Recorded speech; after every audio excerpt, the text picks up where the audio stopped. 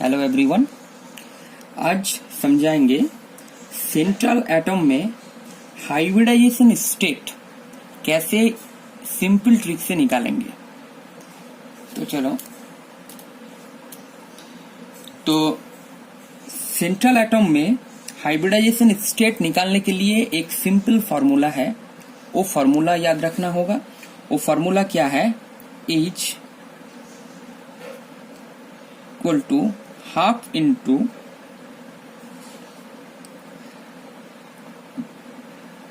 Total valence electron on central atom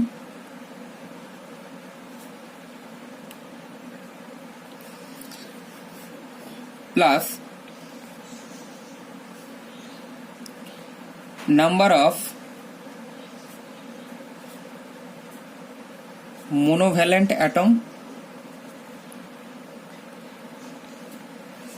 minus cation charge plus anion charge। ये formula याद रखना है। यहाँ पर H क्या है? H यहाँ पर है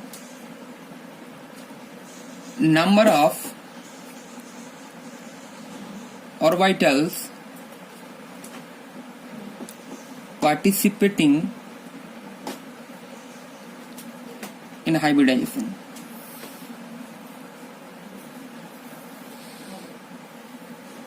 ठीक है, तो इस फॉर्मूला से सिंपल ट्रिक से निकाल सकते हैं सेंट्रल एटम का हाइब्रिडाइजेशन स्टेट। तो अब ये जो number of orbitals participating in hybridization, तो नंबर ऑफ ऑर्बिटल्स कौन सा है? Atomic orbital. एटॉमिक ऑर्बिटल जो होता है जैसे कि एस, पी, डी, एफ, ये सब एटॉमिक ऑर्बिटल है। तो एटॉमिक ऑर्बिटल इंटरमिक्स होने के बाद एक न्यू ऑर्बिटल फॉर्मेशन करते हैं जिसको बोलते हैं हाइब्रिड ऑर्बिटल। जैसे कि 1s ऑर्बिटल और प्लस 1p ऑर्बिटल, ये दो ऑर्बिटल मिक्स होने के बाद 2 न्यू ऑर्बिटल फॉर्म होता है सेम एनर्जी के, उसको बोलेंगे हाइब्रिड ऑर्बिटल। तो यहां पर 2 sp हाइब्रिड ऑर्बिटल फॉर्म होगा।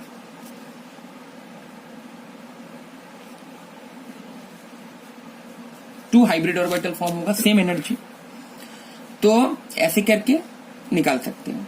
अगर H का वैल्यू 2 होगा, 3 होगा, 4, 5, 6, 7, ये सब होता है, मतलब number of orbitals participating in hybridization. अगर 2 ऑर्बिटल पार्टिसिपेट किया है तो उसका हाइब्रिडाइजेशन क्या होगा और उसका जियोमेट्री भी निकाल सकते हैं। ज्योमेट्री भी निकाल सकते हैं उस मॉलिक्यूल्स का। तो अगर 2 ऑर्बिटल पार्टिसिपेट किया है हाइब्रिडाइजेशन में तो उसका हाइब्रिडाइजेशन होगा sp, और sp हाइब्रिडाइजेशन जिसका होता है उसका ज्योमेट्री होता है लीनियर। अगर 3 एटॉमिक ऑर्बिटल अगर पार्टिसिपेट किया है हाइब्रिडाइजेशन में तो हाइब्रिडाइजेशन क्या होगा? sp2, एक s ऑर्बिटल और 2p ऑर्बिटल, इसलिए H का वैल्यू यहां पर 3 हुआ। तो उसका जियोमेट्री क्या हो जाएगा? Trigonal planar.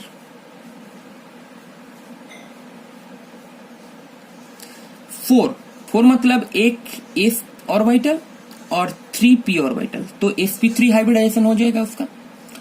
तो उसका जियोमेट्री हो जाएगा टेट्राहाइड्रल। 5 मतलब sp3d, तो उसका जो जियोमेट्री क्या हो जाएगा? Trigonal pyramidal. 6 मतलब sp3d2, तो उसका जियोमेट्री हो जाएगा ऑक्टाहाइड्रल। 7 sp3d3, उसका जियोमेट्री हो जाएगा पेंटागोनल बाई पिरामिडल, मतलब ये याद रखना है। तो अगर H का value number of orbitals participate किया है 2, तो हाइब्रिडाइजेशन होगा sp। तो H का वैल्यू कैलकुलेट करना है, तो H का वैल्यू कैसे कैलकुलेट करेंगे, इस फॉर्मूला से कैलकुलेट करेंगे। एक समझाते हैं, जैसे कि PCl5 में सेंट्रल एटम फास्फोरस का हाइब्रिडाइजेशन क्या है, तो फास्फोरस का हाइब्रिडाइजेशन कैसे निकालेंगे इस PCl5 मॉलिक्यूल में, तो वही फॉर्मूला याद रखना होगा। H इक्वल टू टोटल, यहाँ पर टोटल वैलेंस इलेक्ट्रॉन और सेंट्रल एटम, तो फास्फोरस का टोटल वैलेंस इलेक्ट्रॉन चाहिए, तो टोटल वैलेंस इलेक्ट्रॉन होता है फास्फोरस का 5, क्यों ग्रुप 15 में है, 5A में है, तो इसलिए उसका टोटल वैलेंस इलेक्ट्रॉन होगा 5, मतलब हाफ इंटू 5। उसके बाद यहाँ पर नंबर ऑफ मोनोवैलेंट एटम, तो यहाँ पर नंबर ऑफ मोनोवैलेंट, तो क्लोरीन का वैलेंसी मतलब मोनोवैलेंट एटम है, तो इसीलिए वहां पर number of monovalent atom add करना होगा, कितना है 5 मोनोवैलेंट एटम।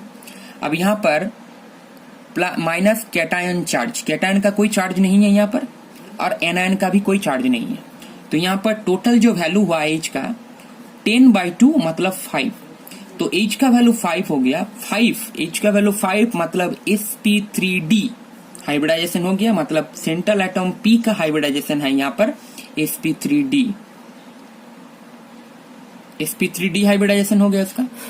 ऐसे करके और कुछ मॉलिक्यूल है उसका भी निकाल सकते हैं हाइब्रिडाइजेशन, जैसे CH4, इस मॉलिक्यूल में कार्बन का हाइब्रिडाइजेशन क्या है, तो H का वैल्यू निकालना होगा, H मतलब half into total valence electron of central atom यहाँ पर क्या है कार्बन का वैलेंस इलेक्ट्रॉन है 4, तो 4 प्लस यहाँ पर होगा नंबर ऑफ मोनोवैलेंट एटम यहाँ पर कितना है 4, हाइड्रोजन मोनोवैलेंट एटम है, तो इसलिए 4।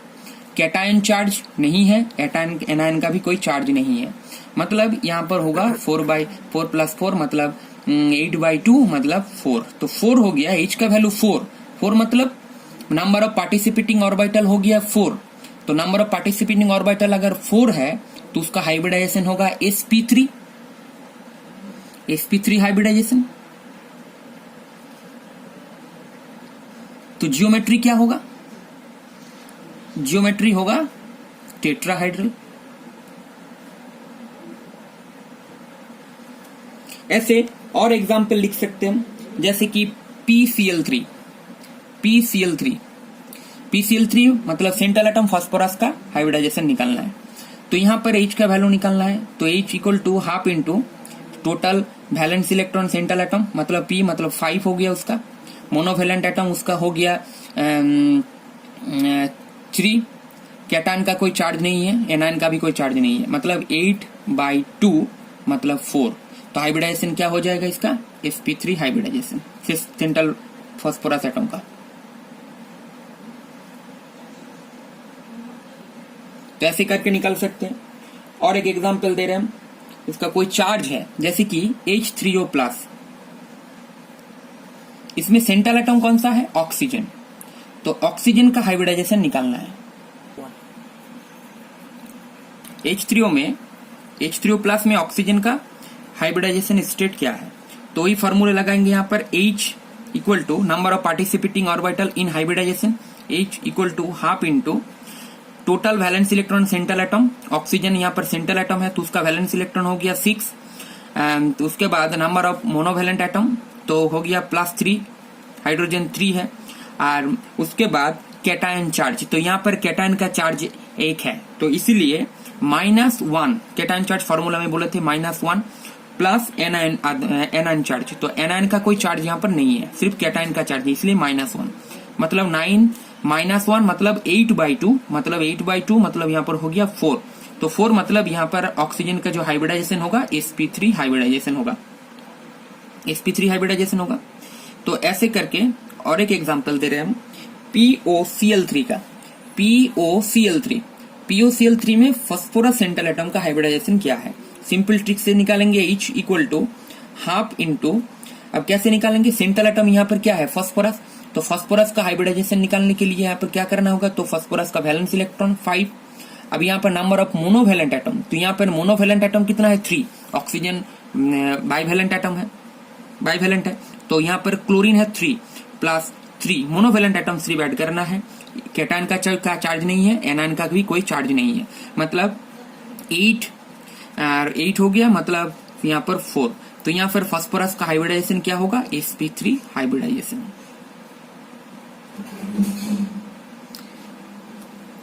तो ऐसे करके निकाल सकते हैं किसी भी सेंट्रल एटम का हाइब्रिडाइजेशन स्टेट। ठीक है, थैंक यू।